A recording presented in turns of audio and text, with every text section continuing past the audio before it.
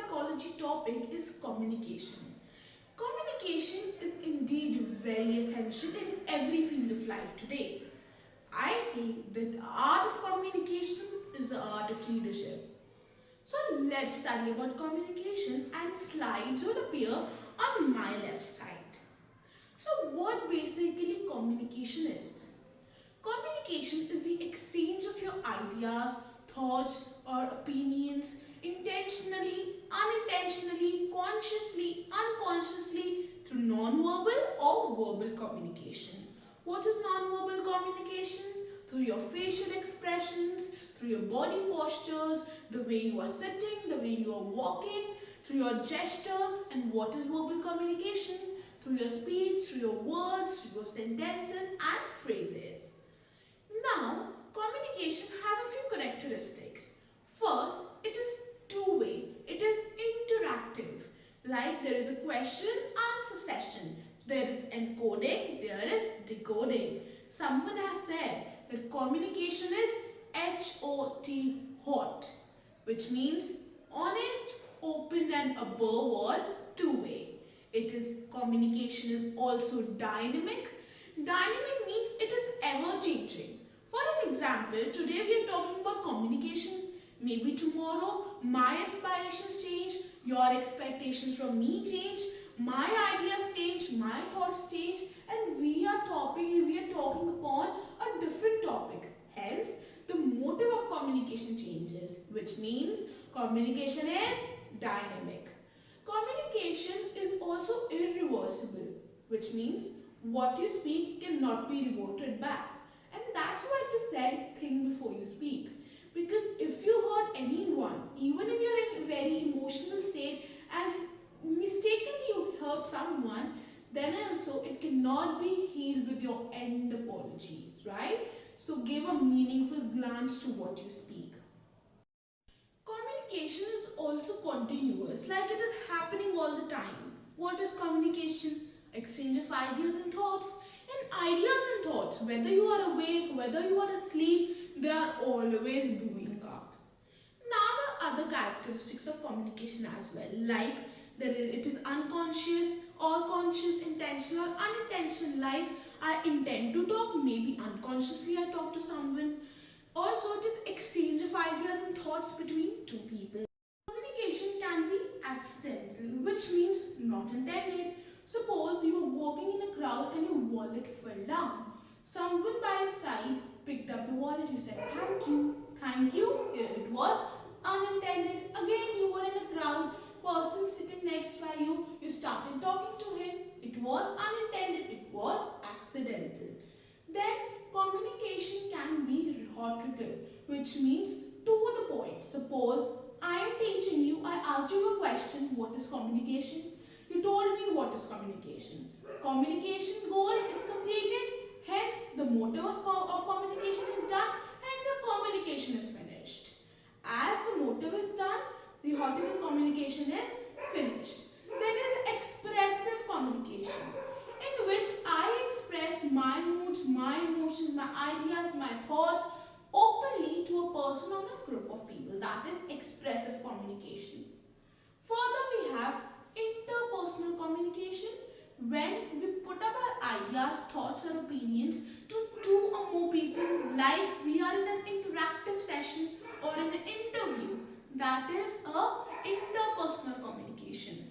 Intrapersonal communication, when you talk to yourself to motivate, to stay focused, to meditate, to heal yourself, like, can I do this work or not? Yes, I can do this work. Should I do it like this? Should I do like that? Yes, I can be calm. Keep calm. Don't get angry. This is the way you talk to yourself, and that is what is intrapersonal communication. Then is public speaking, when you talk to masses but with a reasonable distance, with a maintained distance.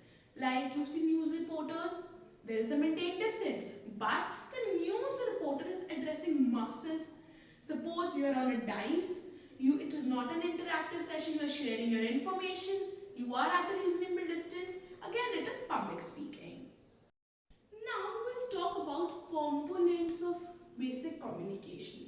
It is decoding and encoding. Encoding at the sender side, decoding at the receiver side. Now what is encoding? I think of an idea, I form a message and send it to the receiver. Receiver understands it, brings it to consciousness, replies to it, that is decoding. Now between this, where we have a communication channel which consists of your words you use, your non-verbal communication means your facial expression, your iconic eyes, your gestures, your posture, your artifacts, culture related information. If culture related information is negative, your communication is unsuccessful and negative. The amount of information, an appropriate amount of information is quite important for communication to be successful. If there would be a lot of information, people may be not focused at each and every point and communication becomes ineffective. Another barrier in the communication channel is your noise. When there is a lot of distractions, lot of noise, you may not be able to concentrate and communication is ineffective. Now the amount of communication effective is depends upon the mutual understanding. Suppose you're in an examination hall. You realize that you have not brought your pen. Now the person sitting by next to you, you ask him, do you have a pen? She understands, she says, no, I don't have a pen. Means it is encoded properly, it is decoded properly, communication is successful. But if a child is sitting at that distance, you say, do you have a pen? She doesn't understand what you are saying. Hence, communication is unsuccessful. It is important to understand that communication and speech are very different things. Speech is a sort of biological process and communication is a vast thing. It is a broader concept like thinking of information, bringing into a message, forming a message, sending it, decoding it, then replying to it, then counter questioning it. Hence, it is a broader concept. Now, the most important element of communication is speaking. For making your speech effective or your speaking effective, you have to follow some points. Like what you speak should be clear, should be precise, should be brief and should be goal oriented. You should have a degree of reference what you have to speak. Then it should not hurt anyone's sentiments. It should not use harsh words, abusive words. The language should be very sophisticated, very attractive. Vocabulary you use, words you use should be so attractive that people are keen to listen to you. Hence, communication is effective. Apart from it, you should not hurt anyone else's sentiments through demeaning the culture, through insulting them, through mocking them in front of everyone. Also, we should avoid the use of slang words and inappropriate words that are not known to everyone because people are not able to understand. Hence, communication is ineffective. Now, the second component is listening. It is said that a good listener is a good speaker and a good speaker is a good listener.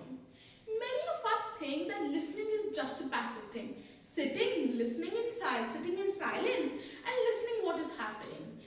But it is far away from passive thing. It includes being patient, being understanding, being attentive, being non-judgmental. And when you are a patient listener, then only you understand things properly, you understand the requirements of the speaker, the listener or the speaker, and hence you can fulfill its expectations. So, you should be a patient and a good listener to become a good speaker and hence then only your communication would be effective. Hearing and listening are not the same. Again, hearing is a biological activity. Listening is a broader concept. As I told you, you have to be attentive, then you will receive, then you will attend, and then you will attain a meaning out of it. Listening consists of retention. The stimuli, you will retain those stimuli either verbal or non-verbal. Then you will attend them. Maybe your attention is divided into various fields, but when you're focusing on one particular stimuli, the attention to other stimuli decreases, it deciphers. For example, you are in a movie hall, suppose, and you're watching a movie. A couple sitting next by you is whispering a lot. Your attention may be distracted, you may be distracted to it, or Also, you are thinking tomorrow I have an exam, have I prepared this or have I not prepared this? Again, your attention is divided.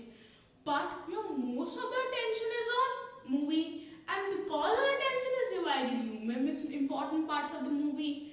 Hence, you should be focused on one thing which you are doing. Now to check whether the listener was listening to you or not, you should practice paraphrasing. That when you have completed with what you want to speak, then you may ask the listener that what have I speak to you, summarize it. Means summarize the basic sole idea of it. And if he or she is not able to paraphrase it, it means he was not listening attentively. And this can be used by the students as well. Suppose a teacher is teaching in a class. After teaching, you may paraphrase yourself. If you are not able to paraphrase, then you should take immediate doubts.